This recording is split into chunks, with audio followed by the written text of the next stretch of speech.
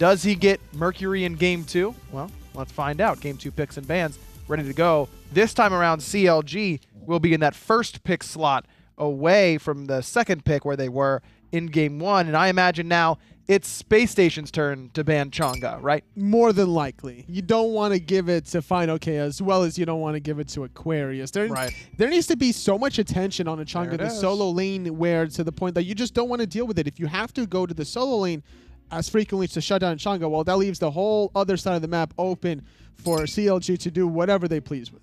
Thoth was the first ban, though, by CLG. That was first picked by Space Station in Game 1. That could open up Giannis or Terra. It won't be Giannis. Space Station banned that away, and I think that's the right call. Terra's really good, but Athena's also really good. There's a lot of picks that can go either way there. No one else does what Giannis does in the mid lane. Oh, I agree absolutely with you. I think it's easier to shut down an Athena that's looking for those dash taunts as opposed to a Terra that's looking for the dash through the monolith, because as soon as the Athena dashes, Wrath of Terra comes out trying to shut her down. You can't Wrath of Terra unless you have the Morgan. Unless you have the Morgan, right? You're like not going to be able to knock her up after she crashes through one of her monoliths, and that's where I was trying to go with. Yeah, fair enough. Artemis the pick, though, for BaRRaCCuDDa. We talked about how this is picked and banned first oftentimes in Europe. Space Station recognizing that it has that potential, and they go straight back to the Mercury as well. I love these first two picks and bans. Does leave open Ra for Hurriwind, which I think is a very, very potent selection. That got banned in the second phase by Space Station in Game 1. But Artemis Mercury, that is incredible late game potential without compromising your early game too much. I think we're going to see a Discordia for Baskin this game, trying to augment some more damage for whoever's popping off, and that's going to be important if BaRRaCCuDDa is going to be looking for these boxing exchanges up against Snoopy, going for his piloted AMC. Yeah, interesting. AMC, a god that really punishes those who rely on their leaps, great at standing his ground and fighting, but he doesn't have any CC immunity and could struggle potentially against this boar from BaRRaCCuDDa. Is that a concern, do you think, in that lane? I don't think so, because keep in mind, a lot of other hunters will go Uller. It's the same idea where you don't have CC immune ult, but you're still bringing the ability damage. The way Snoopy builds his AMC, going for the Mage's Blessing into the Soul Eater, which is a very unique build to him.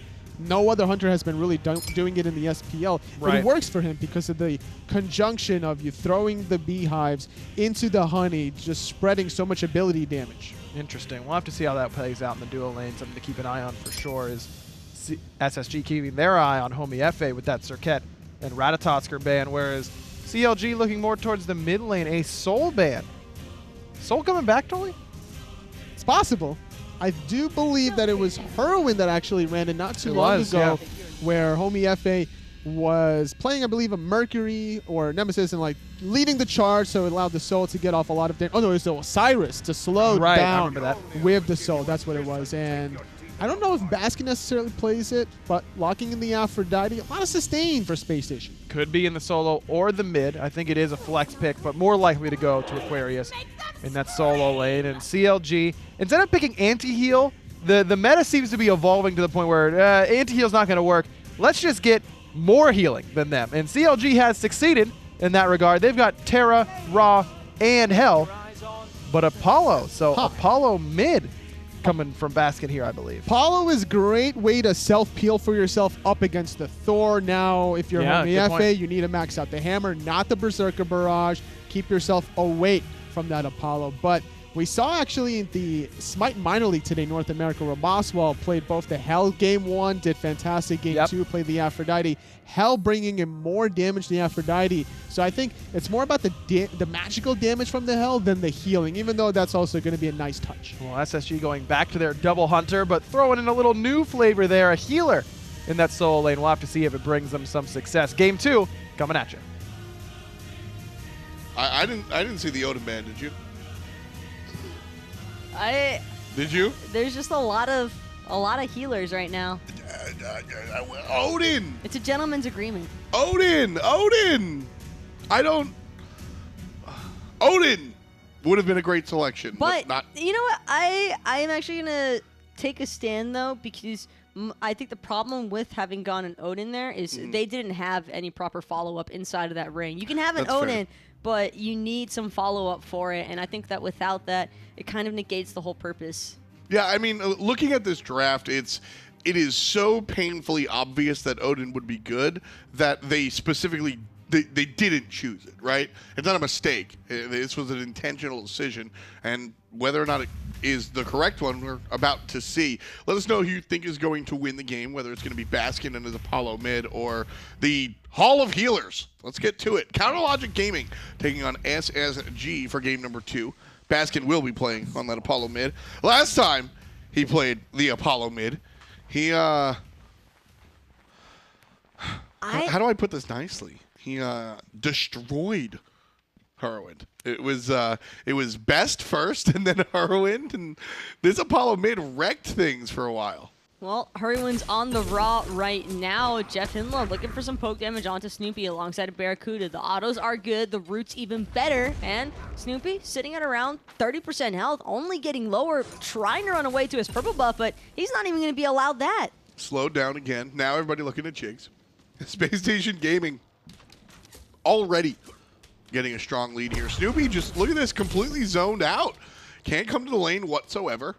Baskin's got the red buff control also. Spacestation, both these invades are looking good so far.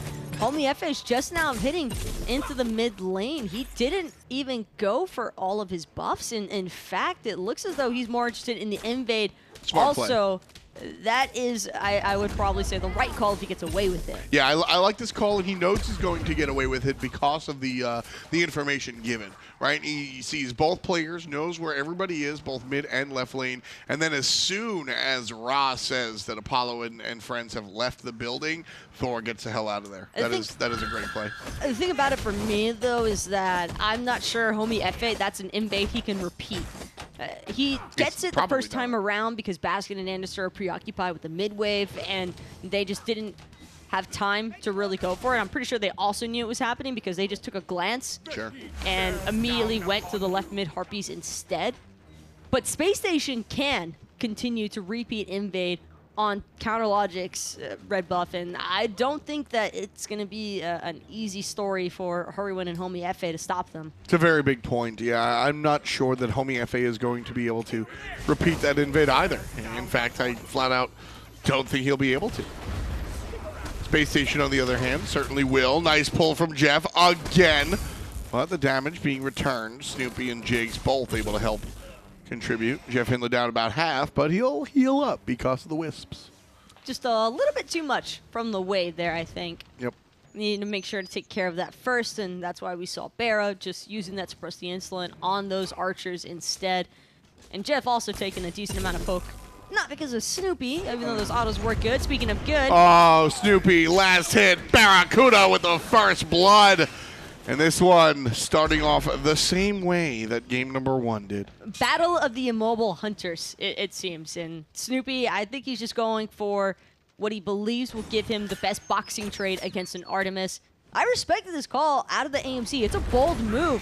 Yeah. But you've got to make it past his laning phase, and Terra just does not bring the laning pressure you want against the Sylvanus Artemis. Andy here, looking at the speed buff invade, realizes he's getting zoned by fineokay's solo hell, so he'll just walk away, no problem. Baskin, however, gets the red buff invade. Hurriwind just has to watch. Hurriwind tried to steal it away with that celestial beam, but just a little bit mistimed means that he's only helping Baskin out in the end, and Homiefe nowhere near to help out there either. BaRRaCCuDDa and JeffHindla taking the long way around back to their side of the map. Seems they want to go for their buffs first, that way they don't end up losing them to any invades out of Homiefe. Exactly. They might lose a little bit off of the wave, but I think they'd rather get the buff there.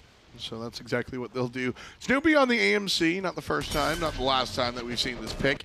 He certainly likes it, will continue to go back to it, and has a weird build for it. You're going to see a Soul Leader come out early, and Snoopy's going to build a Crusher as well. He builds his character very ability-based, and we've actually had discussions. Nobody seems to agree on whether or not AMC is ability-based or an auto-attack hunter. He can be the hybrid hunter. Yeah. I think that most people are usually going to opt for him in that auto-attack based. The hives are at a tremendous amount of... It's the disarm that gives you such a heavy advantage against other hunters in your boxing matches that makes you want to build him auto attack base, but there is some viability to his abilities also. I think that the Swarm is definitely a lot of damage, and the Stinger is the main thing that I'm also keeping in check of, because you get that back if you can pick it up again. Yeah, plus, I mean, over 100% contribution. What does that mean? We talk about scaling a lot, right? If you have 100 power, an ability that gives 30% scaling is going to do 30 extra damage because of your 100% power, right? If you have 100% scaling, well, you add 100. 110, you're adding more than you have power. That's an absurd amount of damage, especially for a hunter to have on an ability. Like you said, you even get it back if you're able to secure a kill or pick it up after the fact. So AMC also does a lot of damage with that Swarm. Homiefe trying to turn this into a team fight, but it's really just going to be another red buff invade for Spacestation Gaming. And Jigz and Snoopy just don't have level 5 yet. They're not going to be able to kill Spacestation while they're the only ones still sitting at level 5. It's just not an even trade for CLG to go for. Oh, Andy with the run, with the hot run. Hurriwind was going to get that kill, no questions. That was 100% a kill. That was a pretty quick side swipe there, too, from Hurriwind. I feel like he just got robbed a bit there out of Andy's life RNG. Yeah, no, that was a fine play from Hurry. That was, I mean, he shot where he needed to shot. He just got matrixed. It happens, but Searing Pain, fortunately enough, has an incredibly low cooldown, so no real worries there. Aquarius and fineokay, we're probably just going to see the creep waves live forever between these two, because they both just like healing everything around them, and well, there's only so much poke to really do against the other. Yeah, I mean, Aquarius isn't going to be able to heal his minions, so that's a boon for fineokay. fineokay also just has more abilities, being a stance switcher.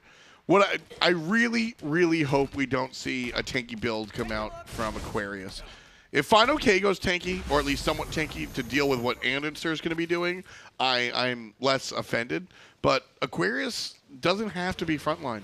And I think with the luxury that he's given here, not playing against a traditional tank solo lane, that's a luxury for an Aphrodite player. And I would like to see him go a power-based build, because he just doesn't need to be frontline here. Normally, I would say it's still recommended probably to pick up a little bit tanky early on that Aphrodite. Actually, hold that thought, though. Baskin under fire, but it's Jigz who's been getting exploded. Yeah, Hurriwind finds the damage on the Baskin, and Homiefe cleans it up. Wonderful contribution from the jungler there. Homiefe waited a little bit too long on the ult. Guess what? Red buff, well, they got it this time. Spacestation unsuccessfully invades. But they kill Snoopy, so oh well. I'd rather have the kill on Snoopy. Me too. To be honest, Me and too. I'm pretty sure BaRRaCCuDDa would as well. That'll be his first one. Oh my goodness. How the mighty have fallen. Oh wait, no, was that Jeff? Oh, Jeff's Wisp must have stolen it. The dot damage. Taco, what happened to Counter Logic Gaming? What do you mean? I mean, I split think one. they're still fine.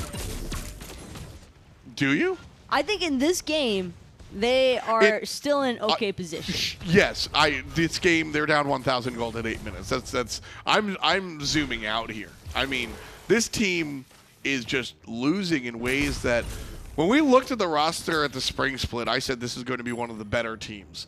And then they performed okay. And then they have been slipping, and lately, Taco, this has not looked like the same squad. We'll pause our discussion for Gold Fury, but I'm very curious to hear what your take on the team is. Snoopy from behind. Doesn't matter. Spacestation Gaming get the gold easily at 8.5 minutes. 25,000 gold, putting them up 3K. And CLG they barely watch. Snoopy watches. And these are the plays or lack thereof that concern me. I think CLG's a better team than what they're showing us the past couple of weeks. I just think that CLG are kind of struggling to find their niche in the Season 5 meta, and that's not very uncommon to see happen with teams from split to split. Add to that the also like facts that other teams are just simply getting better. Speaking of better, fineokay wishes that he had somebody to help him out here because andinster's just chasing him down the whole 9 yards. He stops. The communication from Baskin is that he's got to turn around, but Baskin lands on the backside, looking for Hurriwind. So Beautiful does a lot of damage, can't find the basics. fineokay trying to decide who to heal. Hurriwind healing himself. Nice Celestial Beam. There's going to be damage coming from Baskin. Hurriwind goes down. fineokay goes down. 2 separate team fights. And Baskin winds up on top of both of them. fineokay and Hurriwind sit down again. And SSG, oh no, even Jigz? Naga brings Terra down to half HP. BaRRaCCuDDa finds another kill. Right side, mid, left side. CLGaming just losing everywhere possible. But their composition kind of allows for it. I think that that's the thing is, normally you look at 2 healers and you're like, oh my god, how could they possibly be in this position right now? But those healers need somebody in front of them to make it so they reach a relevant period of the game. And fineokay, he's probably more acceptable. I think that fineokay and Hurriwind can get away with it, but there's just way too low pressure of a duo lane to try and match what JeffHindla and BaRRaCCuDDa are able to accomplish between the Sylvanus and Artemis. And this is just a duo lane being heavily out-pressured, and then the trickle-down effect to the other sides of the map, because Homiefe now torn between where he wants to put his attention and try and place his ganks. You've got Baskin also finding the kills onto Hurriwind and establishing an early lead because of those successful red buff invades for the first couple of cycles, and it's just been a non-stop bleed. It's like somebody's drawing blood from CLG pretty much until they're empty, and Spacestation Gaming are essentially vampires just living off of it. Yeah, no, I like your analogy, because CLG, like I said, the past couple of weeks have looked anemic to me, just not really able to stand up on their own 2 feet. And my question is, Jigz, is he going to live? I don't really know if that's much of a question. Hurriwind able to provide some damage, but that's that. Homiefe going up and Snoopy on the left. This could be an aggressive move, and it will be. Now he's in trouble, surrounded by the wrong color shirt. And Homiefe falls down, gives andinster kill number 2. Kill number 3, bang, bang, as Andy gets a double kill. Hurriwind, the sole survivor of that entire engagement, and Jigz has just been absolutely abused this entire 12 minutes so far. What do you do? It's not like he's even been dying off cooldown by any means either. He's level 8, but him and Snoopy have just been so deprived of farm, and with no one able to come over to assist because the other side lanes are being pressured. Also, this is just Spacestation playing some fantastic Smite. Yeah, they're actually working on all cylinders, right? I mean, that's a turn of phrase that we use, but all 5 players are just doing it right now. I mean, even Aquarius, who's been rather quiet here in the solo lane, making that rotation into that right side jungle was a big deal, and he was able to heal up both of his carries. That was exactly what he needs to do. Baskin now looking for the blue buff, or maybe even looking for Homie. Homie has to be so cautious. But just look at how aggressive that is from Baskin. Flies in all the way from mid lane to come and invade a blue buff. Yeah. And so this is the important part. Everybody always hears Andy versus Homie. Crit's already happening. Andy takes care of Homie. Now looking for a Hurriwind. Has to walk through. Dodges the ultimate. Made you look at a miss, but there's 3 players on the run. Hurriwind gets himself knocked up and knocked down. Just obliteration. That was Jeff. Oh my, that was Jeff with the wonderful timing. You're expecting the pull every time, but Jeff doesn't even bother trying to land it when he can get the guaranteed setup pull by ulting right away. And that's what I liked about what Jeff did there was, so with the beads, right, he's going to avoid the CC immunity. Jeff, because of the wind-up time, he starts ulting when beads are still active on Hurry, because the animation takes time, and when the actual knockup happens, that's when Hurry was CC vulnerable. Just great timing and understanding. Like, that's a feels thing. And Jeff feels great after the way his team's playing right now. 10,000 gold in the lead again. Actually, this is actually really hilarious. Last time I estimated 10,000 gold in the lead, it was 8,300. It's the same thing. That's funny to me. This is a big play. Oh, Taco. Do you think they can do this? They could potentially do it. Aquarius here ult. spotted out. Baskin also making sure to see if he can rotate in, but they might be able to finish it before anybody can get in. CLG get the Fire Giant. That is a big boy play. No punishment seems to be on the menu either. Andinster, even with the movement speed, can't catch up. Baskin diving all back lines, looking for Snoopy. Gets the mez, beats down. Here comes help from Hurry. That's going to be that. CLGaming finally gets something, and it's a sneaky 13, 14-minute Fire Giant. But CLG is still a composition comprised primarily of healers. Their siege potential practically non-existent right now. Even with the Fire Giant, I don't see them winning a team fight against Space Station. It's definitely going to be tough. They're down an absorbent amount of money. Being able to pick up the Fire Giant might be a nice touch. There's just so much burst damage from Space Station. That's the primary reason why I wasn't really all that concerned looking at those two healers plus the Terra. It's because Space Station just deals so much damage in general. I think they actually have a comp that can outburst the sustain. Yeah, well, Homiefe looking for Baskin. Here's a nice yawn, and that's going to be that. Homiefe gets kill number 2. Nice job. Baskin a little bit out there. And that's the other side of the coin. No, he's just a ward for his team. I was gonna say, when you commented on Baskin diving the blue buff from base, right? I say play your lead, but don't let your lead play you. When you have a 10,000 gold lead at 13 minutes, like CLGaming did, 8,300 to be specific, Homiefe just getting blasted by BaRRA. You've got to play to your lead. You've got to take this. You've got to go for this play. You've got to chase these players down. They have Fire Giant, but you have all the money in the world. Look for the wrap-up. Jigz in trouble. fineokay trying to help out, but he's going to be in trouble. Still very healthy, able to heal up and to walk away. But Space Station also have to be cautious. They can't bite off more than they can chew. Right now, I think they should shout out. You know what else is pretty crazy, though, that I just realized? Is on both sides, no one's going for the anti-heal. Yeah, not quite. It's a girdle for Jeff. He went for the girdle to give his team even more burst damage, so that further clarifies my original thought process, I think. And I was kind of suspecting that Space Station were just going to rely on this heavy crit damage out of BaRRaCCuDDa and andinster to really confirm the kills so that CLG couldn't sustain through these engagements. And Baskin's kind of just there for the ride also. I think double healer composition has a high likelihood to work out when you're up against 4 squishies. I also like the build coming out from Aquarius. Remember I was saying I don't want to see him too tanky. This is the build path, right? Lotus Crown will make him a little bit tanky. Voidstone will make him a little bit tanky. He doesn't have to be a frontline like fineokay does. fineokay needs to build more tanky because he has to deal with andinster. I mean, that you have to. You're a hell. You're going to be deleted. So a little bit of tank is important. But Aquarius has the luxury of being able to build into power and doesn't have to go that direction. And at the same time, if he builds a Book of Thoth, it's probably the wrong thought process. So I like where Aqua is. I think this is exactly kind of what his team needs needs out of him.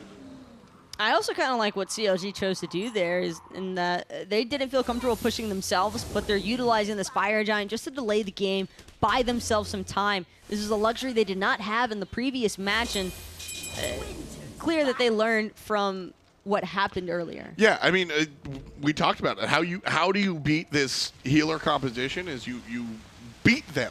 If you kill a healer before they're able to heal up, well, I mean, what do they really do? That's the question. So if you're able to kill a healer before they're able to come online, as we say, before they've reached critical mass and Hell's just healing the team up for a full health buff, right? I mean, you kill them before that. So you're looking to win the game early. 18 minutes and a half, and Spacestation Gaming in a nice spot, but CLG getting that Fire Giant, like you said, stalled out. It was that's a stall tactic. Just we've got fire. Now you've got to respect us to a certain degree. Fire Giant will be respawning shortly, though, about another 30 seconds to go. And Gold Fury going to be respawning right now. Space Station looking to add this one to their lead. And I'm pretty sure there won't be any contest from CLG about it. Now, Space Station, last time around, everybody back. This time around, they all run straight to fire. 6-second Gold Fury for Space Station Gaming right there. Not a slouch as far as the ability to clear that one. Baskin here on the mid lane. Apollo again. Just this Apollo has been a very interesting choice over the months of Season 5. We've seen Baskin go to it. Hurriwind tried it as well. Not successful. But Baskin certainly... No, Hurriwind had the redemption game on That's the Apollo. True. He did have his Hurriwind redemption snapped. game. Yeah. Because so the original was Hurriwind played the, who knows if it's the first, Apollo mid or whatever. The first is always questionable, but he had an Apollo mid game and got memed for it. Me Hurriwind, me fly, right? That was it to a T. Me hurry, me fly. Yeah. Forever. But then he comes back, and I don't remember who it was against, but I distinctly remember Hurriwind snapping on that Apollo pick, and he just went off on it and felt like no one else could touch him in that moment. He's got that potential. I mean, remember, what was it, last week? Hurriwind just tearing people up. I mean, he was Giannis the hard carry. His Giannis is nasty. Yeah, his Giannis is dirty. Oh man, and that's what it is. That's what makes this play so entertaining from Space Station. Is, folks, this isn't mouse sports. This isn't. I guess I can't make the mouse joke anymore. This isn't SKGaming. Sorry, Lobster. This is Counter-Logic Gaming. This is a good team. What's happening? I very, very perplexed because Space Station Gaming just come in here looking like a brand new thing. Space Station are also probably super fired up. I mean, they've taken a couple of unfortunate set losses themselves. It hasn't been a completely free ride for them by any means in the summer split. And I think that Space Station, combined with E United, performing well at the Masters line and then bridging that over into the summer split, scrims are bound to have gotten a bit more intense. And I think that that has also ended up raising the general level of the competition as a whole. And it's really exciting stuff when you can tell that there's clearly levels to this. Yeah. There's levels to this stuff. Left side, Space Station Gaming. Gonna be looking for it. Mid lane has the old assassin, the 1-4 split push. Oh no. Andy I'm Mercury. You're trying to chase him. What do you want? It's Mercury just ran in a circle. He ran in a circle. Homiefe, probably the worst person to try and be left there to defend it, but they didn't have a choice. Everyone else has to stand strong at this left-hand Phoenix. And with the Hasten Katana, there's no way Thor's going to catch him. Look at the right side, though. Counter-Logic Gaming did a great job of pushing up their waves, so right side won't be a threat really anytime soon here. JeffHindla leading the charge, taking a lot of poke, however. And all of Space Station are in trouble.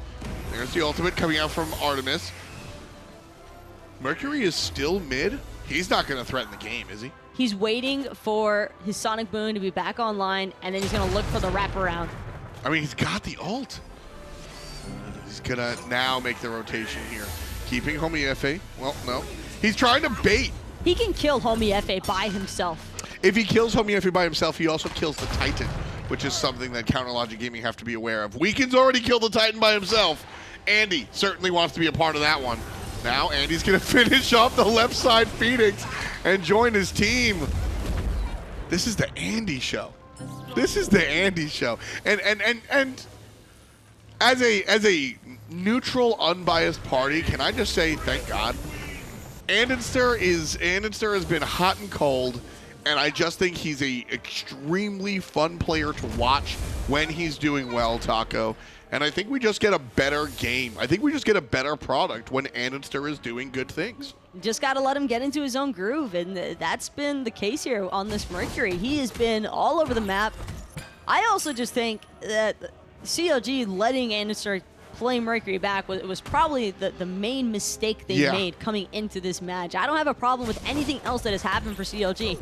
As bad as some of these team fights have looked for them and as unfortunate as some of the picks have been, I still feel that the main problem is and has been this Mercury. I mean, by himself, Andy pretty much took 2 Phoenixes. Yeah, that's the key there, is that he's going to be able to get your structures, and I like this push up from Andy here on the right side as well. This was the only wave, or the only lane that wasn't pushed up.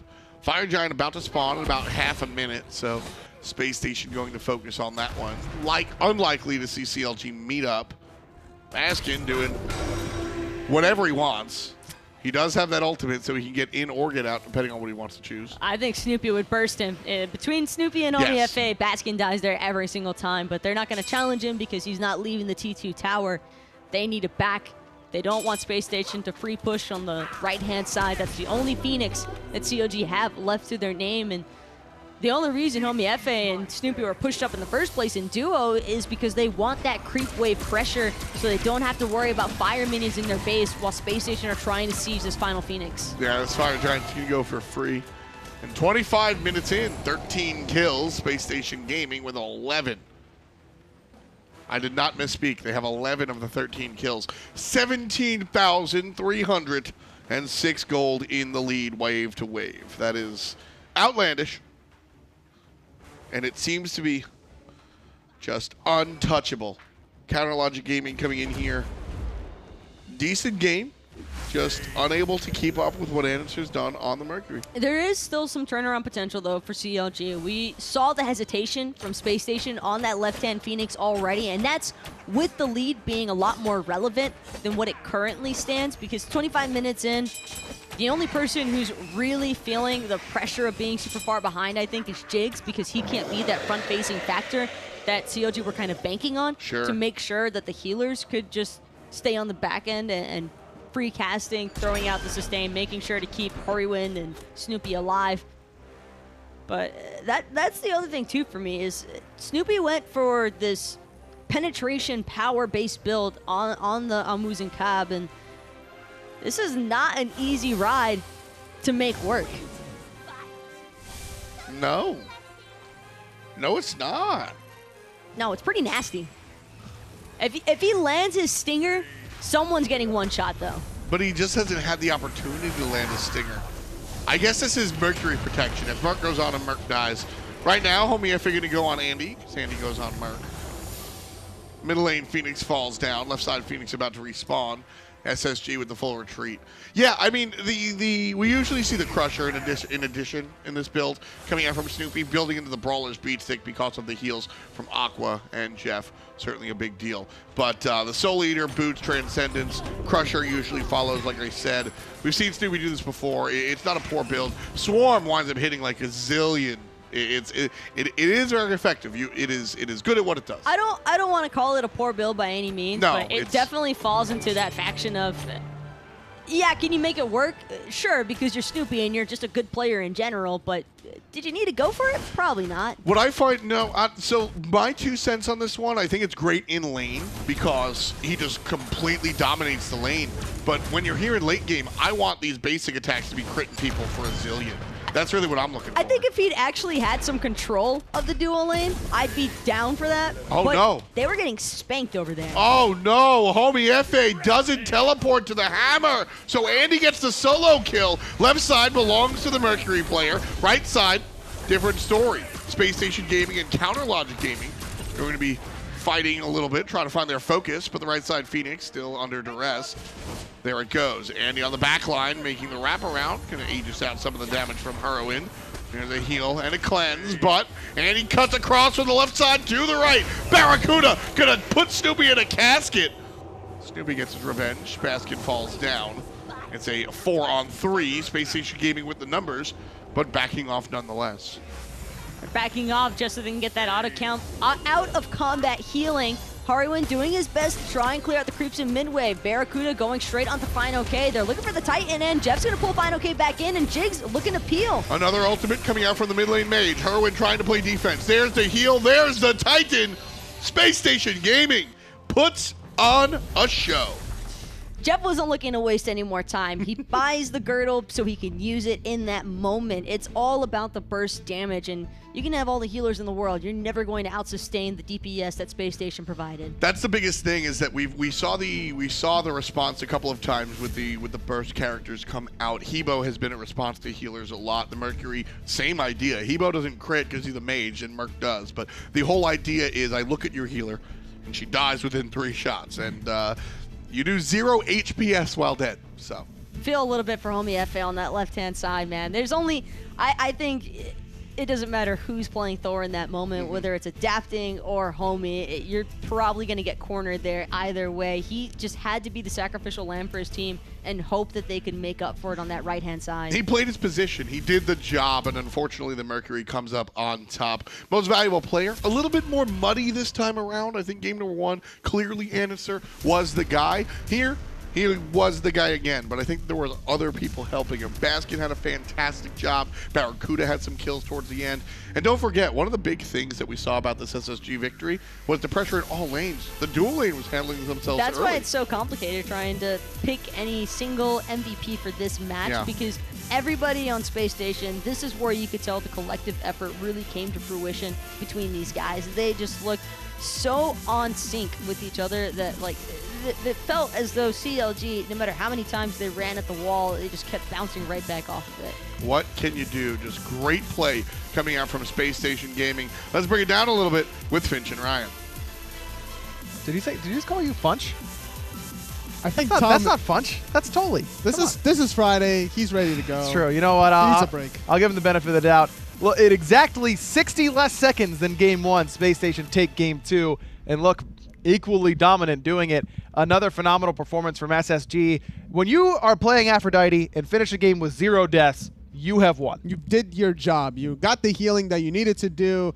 A good performance by Baskin as well in the mid lane, having a wonderful Apollo showing. But more importantly, the dueling from Space Station Gaming between Jeff and BaRRaCCuDDa. Nice first blood onto Snoopy's and Muzen Cobb. Really set the tone this game. I really like even the Brawler's beat stick from BaRRaCCuDDa to make sure that all the healing between fineokay's Hell, Hurriwind's Raw, Jigz' Terra wasn't going to be too impactful. That being said, andinster is your MVP yet again. This Mercury is something to watch out for now, as if it wasn't enough before. Mercury's good, andinster's good. Andinster playing Mercury is even better. Let me carry the one here. Good. Very good indeed. And this is the first 2 picks for Space Station Gaming was the Artemis Mercury combination. Late game was the theme from the black and yellow squad. And when JeffHindla picked the Sylvanus, he also opted for the Belt of Frenzy at level 12, knowing how offensive his composition was. And it worked out really well for them with the great start that they had. Snoopy, in a position of being in no man's land, just got suffered. Yeah, man, that AMC pick you and I were talking about on our way to the desk, I think AMC is fine right now. Not great, not bad, but okay, pickable if you're comfortable. Snoopy certainly is. But into Artemis Sylvanus, you're just asking, I mean, that first blood, it's easy. It's root, pull, trap. Like, what does AMC do to that? There's just so many forms of CC disruption that you can't always account for. There's going to be some of the random ultimates from Baskin's Apollo, which is going to definitely going to dive you when the engage happens from Jeff. Baskin's going to follow suit. If you're a Muzen Cobb, if you're Snoopy, you're not having a good time this game. Rough stuff for CLG. They fall 2-0 to Space Station, who continue to look dominant. In our next set, it'll be their scrim partners, E United, up against Luminosity. We're going to go throw to a quick break, but we'll be right back with set number 2. And I hope you won't get if you cold, cause you swept me up mine. I'm losing my cool when I'm here right next to you. I'm losing my cool. Yeah, I'm losing my cool when I'm under your control. I'm losing my cool.